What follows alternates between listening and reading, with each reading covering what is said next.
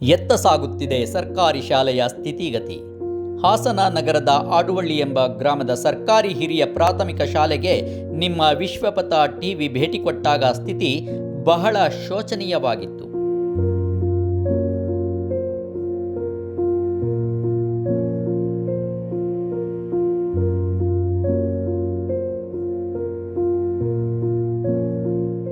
ಈ ಶಾಲೆ 1936ರಲ್ಲಿ ಪ್ರಾರಂಭವಾಯಿತು. ಶಾಲೆ ಚಾಲ್ತಿಯಲ್ಲಿ ಸಾಗುತ್ತಿದೆ. ನೂರಾರು ವಿದ್ಯಾರ್ಥಿಗಳಿಗೆ ಉತ್ತಮ ಗುಣಮಟ್ಟದ ಶಿಕ್ಷಣ ನೀಡುತ್ತಿದೆ. ಈ ಶಾಲೆಯಲ್ಲಿ 1ನೇ ತರಗತಿಯಿಂದ 7ನೇ ತರಗತಿಯವರೆಗೆ ಸುಮಾರು 46 ವಿದ್ಯಾರ್ಥಿಗಳು ಅಕ್ಷರ ಅಭ್ಯಾಸ ಮಾಡುತ್ತಿದ್ದಾರೆ.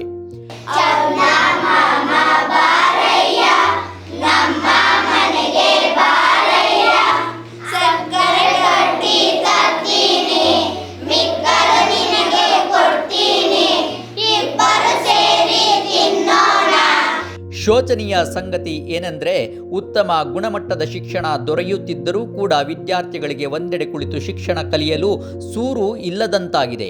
ಈ ಶಾಲೆಯಲ್ಲಿ ಮುಖ್ಯ ಶಿಕ್ಷಕಿ ಸೇರಿದಂತೆ 5 ಜನ ಸಹಾಯಕ ಶಿಕ್ಷಕರು ಸಹ ಕಾರ್ಯನಿರ್ವಹಿಸುತ್ತಿದ್ದಾರೆ. ಅಷ್ಟೇ ಅಲ್ಲದೆ ಬಾಲಕಿಯರ ಬಾಲಮಂದಿರದ 20 ವಿದ್ಯಾರ್ಥಿಗಳು ಶಿಕ್ಷಣ ಪಡೆಯುವ ಉದ್ದೇಶದಿಂದ ಶಾಲೆಗೆ ಬರುತ್ತಿದ್ದಾರೆ. ಶಾಲೆಯ ಬಗ್ಗೆ ವಿಚಾರಿಸಲು ಹೋದಾಗ ಮುಖ್ಯ ಶಿಕ್ಷಕಿ ಭಾವುಕರಾದದ್ದು ಬಹಳ ದುಃಖದ ಸಂಗತಿ. ಏಕೆಂದರೆ ಶಾಲೆಯ ಕಟ್ಟಡಗಳು ಕುಸಿದು ಭಾಗಶಃ ಹಾನಿಯಾದರೂ ಸಹ ಅಲ್ಲಿನ ಶಿಕ್ಷಕಿಯರು ಮಕ್ಕಳ ಶಿಕ್ಷಣಕ್ಕೆ ಕುಂದುಕೊರತೆ ಆಗಬಾರದು ಎನ್ನುವ ದೃಷ್ಟಿಯಿಂದ ಅಲ್ಲಿನ ಸಮುದಾಯ ಭವನಗಳಲ್ಲಿ ಶಿಕ್ಷಣವನ್ನು ನೀಡುತ್ತಿದ್ದರು. ಅಲ್ಲಿನ ಕೆಲವು ದಾನಿಗಳು ಹಾಗೂ ಆ ವಾರ್ಡ್ನ ನಗರಸಭಾ ಸದಸ್ಯರು ಶಾಲೆಗೆ ಅಲ್ಪ ಧನ ಸಹಾಯ ಒದಗಿಸಿದ್ದು ಅದರಿಂದ ಛಾವಣಿಯನ್ನು ದುರಸ್ತಿಗೊಳಿಸಲಾಗಿದೆ. ಆದರೂ ಅದು ಭದ್ರವಿಲ್ಲದೆ ಮಳೆಗಾಲದಲ್ಲಿ ಸೋರುತ್ತಿರುತ್ತದೆ ಮತ್ತು ಈ ರಣಬಿಸಿಲಿನ ತಾಪಕ್ಕೆ ಆ ಶೀಟ್ಗಳು ಕಾವು ಬಂದು ಮಕ್ಕಳು ಕೂರಲು ಆಗದೆ ತುಂಬ ಸೆಕೆಯಿಂದ ಬಳಲಿ ಪಾಠವನ್ನು ಕೇಳಲಾರದ ಸ್ಥಿತಿಯಲ್ಲಿ ಒದ್ದಾಡುತ್ತಿದ್ದಾರೆ.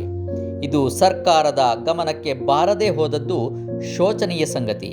ಸ್ಥಳೀಯ ಶಾಸಕರಿಗೆ ಸಂಸದರಿಗೆ ಮನವಿ ಸಲ್ಲಿಸಿದ್ದರೂ ಸಹ ಇದರ ಬಗ್ಗೆ ಪ್ರತಿಕ್ರಿಯೆ ಮಾಡುತ್ತಿಲ್ಲವೆಂದು ಶಿಕ್ಷಕರುಗಳು ಆತಂಕದ ಭಾವನೆ ಮೂಡಿದೆ.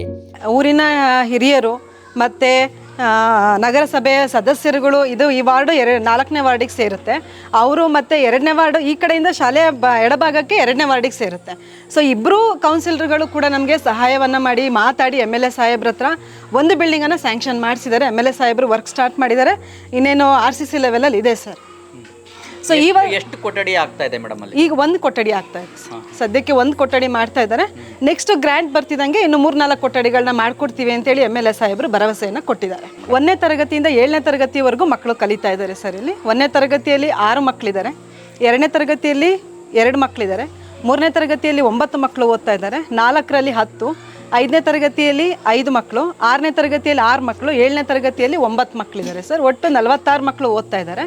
ಈ 46 ಮಕ್ಕಳಲ್ಲಿ 20 ಮಕ್ಕಳು ಸರ್ಕಾರಿ ಬಾಲಕಿಯರ ಬಾಲಮಂದಿರ ಇದೆ, ಅಲ್ಲಿಂದ ಬರ್ತಾ ಇದ್ದಾರೆ. ಆ ಬಾಲಮಂದಿರದಿಂದ ಬರ್ತಾ ಇರೋವಂಥ ಮಕ್ಕಳ ಪರಿಸ್ಥಿತಿ ಹೇಗಿದೆ ಅಂದರೆ, ಸಿಂಗಲ್ ಪೇರೆಂಟ್ ಇರೋವಂಥ ಮಕ್ಕಳಿದ್ದಾರೆ, ತಂದೆ ತಾಯಿ ಇಲ್ಲದೆ ಇರೋವಂಥ ಮಕ್ಕಳು ಕೂಡ ಇದ್ದಾರೆ. ಆ 2 ರೀತಿಯ ಮಕ್ಕಳು ಕೂಡ ನಮ್ಮ ಶಾಲೆಗೆ ಸೇಫ್ಟಿ ಇದೆ ಇಲ್ಲಿ ಅಂಥೇಳಿ, ಅಂದರೆ ಗೋಡೆಗಳ ಗೇಟ್ ಎಲ್ಲ ಇದೆ ಅಂಥೇಳಿ ಸೇಫ್ಟಿಗೋಸ್ಕರ ಇಲ್ಲಿಗೆ ಕಳಿಸ್ತಾ ಇದ್ದಾರೆ ಸರ್. ಆ ಮಕ್ಕಳನ್ನ ಉಳಿಸ್ಕೋಬೇಕು, ಶಾಲೆಯ ಮಕ್ಕಳ ಸಂಖ್ಯೆನ ಜಾಸ್ತಿ ಮಾಡ್ಕೋಬೇಕು ಅಂದರೆ ನಮಗೆ ಬಿಲ್ಡಿಂಗಿನ ಅವಶ್ಯಕತೆ ಭಾಳ ಇದೆ ಸರ್. ಈ ಶಾಲೆಯಲ್ಲಿ ನೂರಾರು ವಿದ್ಯಾರ್ಥಿಗಳು ಕಲಿತು ಇಲ್ಲಿಂದ ಹೊರಗೆ ಹೋದವರು ಇಂದು ಉನ್ನತ ಹುದ್ದೆಗಳಲ್ಲಿ ಕರ್ತವ್ಯ ನಿರ್ವಹಿಸುತ್ತಿದ್ದಾರೆ. ಕೆಲವರು ವಿದೇಶದಲ್ಲೂ ಕೂಡ ನೆಲೆಸಿದ್ದಾರೆ. ಅಷ್ಟೇ ಯಾಕೆ, ಈ ಶಾಲೆಯಲ್ಲಿ ಕಲಿತವರು ಅದೇ ವಾರ್ಡಿನ ನಗರಸಭಾ ಸದಸ್ಯರೂ ಆಗಿದ್ದು ಮತ್ತು ಪಕ್ಕದ ವಾರ್ಡಿನ ನಗರಸಭಾ ಸದಸ್ಯರೂ ಕೂಡ ಇದೇ ಶಾಲೆಯಲ್ಲಿ ವ್ಯಾಸಂಗ ಮಾಡಿದ ಬಗ್ಗೆ ವರದಿಗಳಿವೆ. ಪ್ರಸ್ತುತ ಶಾಲೆಯ ಕಟ್ಟಡಗಳು ಕುಸಿದು ನೆಲಕಚ್ಚಿದ್ದು ಈಗ ದಾನಿಗಳು ನೀಡಿರುವ ದೇಣಿಗೆಯಿಂದ ಸಣ್ಣ ಪ್ರಮಾಣದ ಕೊಠಡಿಯನ್ನು ನಿರ್ಮಿಸುತ್ತಿದ್ದಾರೆ. ಈ ಕೊಠಡಿ ಪೂರ್ಣಗೊಳ್ಳಲು ಸುಮಾರು ವರ್ಷಗಳೇ ಬೇಕಾಗಬಹುದು. ಆ ಕಟ್ಟಡ ಈ ಶಾಲೆಗೆ ಯಾವುದಕ್ಕೂ ಸಾಕಾಗುವುದಿಲ್ಲ. ಇದರ ಜೊತೆಗೆ ಇನ್ನು 5-6 ಕೊಠಡಿಗಳನ್ನು ನಿರ್ಮಿಸಿದರೆ ಸ್ವಲ್ಪವಾದರೂ ಪ್ರಯೋಜನವಾಗಬಹುದು.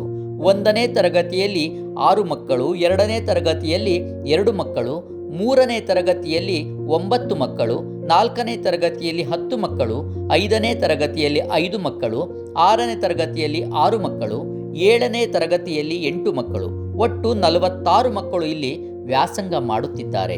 ಇದರ ಜೊತೆಗೆ ನಲಿಕಲಿ ಮಕ್ಕಳು ಕೂಡ ಈ ಶಾಲೆಯಲ್ಲಿ ವ್ಯಾಸಂಗ ಮಾಡುತ್ತಿದ್ದಾರೆ.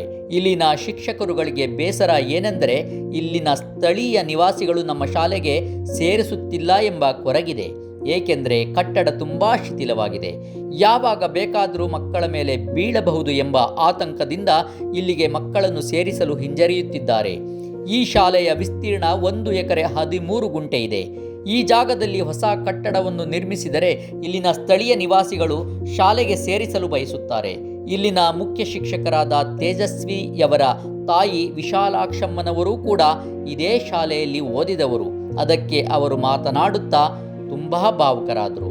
ಅದಕ್ಕೋಸ್ಕರ ಸ್ಥಳೀಯರಿಗೆ ಮನವರಿಕೆ ಮಾಡಲು ಪ್ರತಿ ಬಾರಿಯೂ ಮನೆ ಮನೆಗೆ ತೆರಳಿ ನಾವು ಚೆನ್ನಾಗಿ ಪಾಠ ಕಲಿಸುತ್ತೇವೆ, ಮಕ್ಕಳನ್ನು ನಮ್ಮ ಶಾಲೆಗೆ ಸೇರಿಸಿ ಎಂದು ಎಲ್ಲರನ್ನೂ ಕೇಳಿಕೊಳ್ಳುತ್ತಾರೆ. ಆದರೂ ಈ ಭಾಗದ ಜನರು ಸ್ಪಂದಿಸುತ್ತಿಲ್ಲವೆಂಬ ಕೊರಗು ಇವರನ್ನು ಕಾಡುತ್ತಿದೆ. ಈ ಮಕ್ಕಳಿಗೆ ಬಿಸಿಯೂಟದ ಜೊತೆಗೆ ಬಾಳೆಹಣ್ಣು, ಮೊಟ್ಟೆ, ಪೌಷ್ಟಿಕ ಆಹಾರ, ಸಮವಸ್ತ್ರ ಎಲ್ಲವನ್ನೂ ಒದಗಿಸುತ್ತಿದ್ದಾರೆ.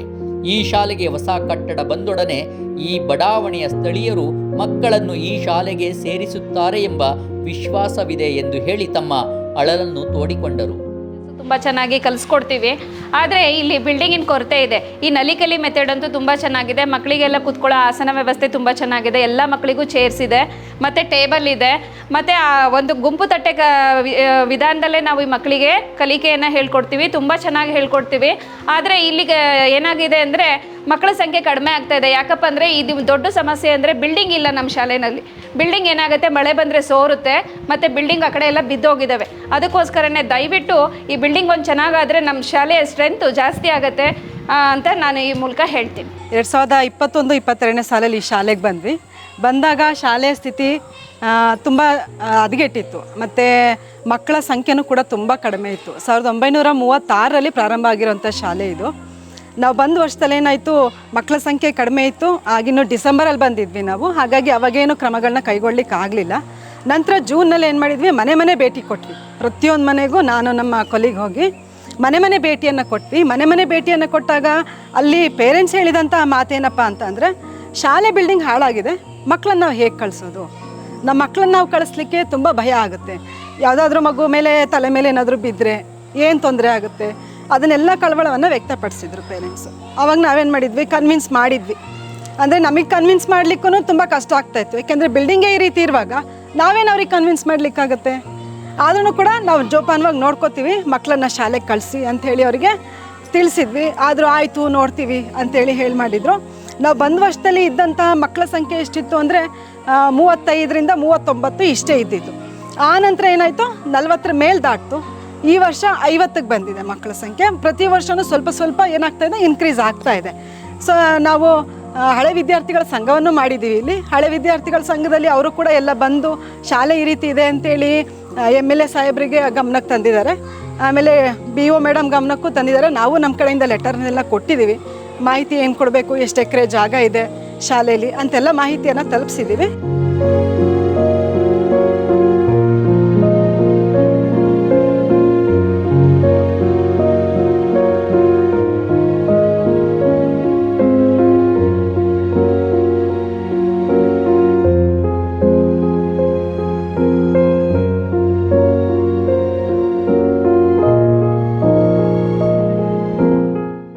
ದಯಮಾಡಿ ಶಿಕ್ಷಣ ಇಲಾಖೆಯ ಸಂಬಂಧಪಟ್ಟ ಅಧಿಕಾರಿಗಳು ಇತ್ತ ಗಮನ ಹರಿಸಿ ಒಂದು ಉತ್ತಮ ವ್ಯವಸ್ಥೆಯನ್ನು ರೂಪಿಸಿಕೊಡಬೇಕೆಂದು ಈ ಮೂಲಕ ತಿಳಿಸಲಾಗುವುದು. ವಿಶ್ವಪಥ ಟಿವಿಯಿಂದ ನಿಮ್ಮ ಪ್ರೀತಿಯ ಬಾಲರಾಜ್. ವಿಶ್ವಪಥ ಟಿವಿಯನ್ನು ಸಬ್ಸ್ಕ್ರೈಬ್ ಆಗಿ, ಶೇರ್ ಮಾಡಿ, ಲೈಕ್ ಮಾಡಿ.